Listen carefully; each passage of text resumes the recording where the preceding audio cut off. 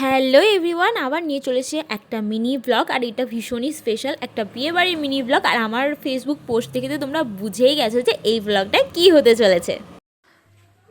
তো আমি এখানে রেডি হয়ে গেছি, বেরোবো। পরে নিয়েছি গাউনটা, বিয়েবাড়ি যাচ্ছি বান্ধবীকে বিয়ে দিতে। তো চলো, রেডি হয়ে গেছি, বাবা ওখানে রেডি হচ্ছে। তো এবার খাওয়া দাওয়া টুকটাক করে বেরিয়ে যাবো। আমি এখানে রেডি হয়ে গেছি, তো আমি এখন ওদের বাড়ি যাচ্ছি। আর রেডি হয়েছে নাকি দেখি, চলো। গাড়ি বাগনানে আসছে। তো ও এখানে আমাদের কালী মায়ের মন্দিরের কাছে প্রণাম করে নিচ্ছে। এখানে অ্যাকচুয়ালি বর বউ যখন আমাদের বাড়ি থেকে বিদায় হয় তখনই প্রণাম করতে হয়, যেহেতু ও আর বাড়ি আসবে না সেই কারণে ও একদম পুজো দিয়েই এখান থেকে বেরিয়ে যাচ্ছে।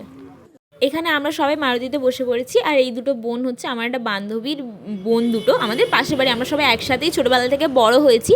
আর ও আসতে পারেনি, তাই জন্য দুটো বোন এসেছে। আর আমি এখানে দেখতেই পাচ্ছ পোজ দিচ্ছি। আমরা হাই রোড দিয়ে সোজা চলে যাচ্ছিলাম বর্গভীমা মন্দিরে। আর এখানে ওর শ্বশুর, ওর কাকি শাশুড়ি ওর সাথে কথা বলছিল। আর ওর কাকি শ্বশুর ওকে ভীষণ পরিমাণে ভালোবাসে। আর এই হচ্ছে আমাদের বরমশাইয়ের হাতে ব্যান্ডেজ। কদিন আগে একটু অ্যাক্সিডেন্টের কারণে ওর হাতে একটু চোট লেগেছিলো, তার জন্য।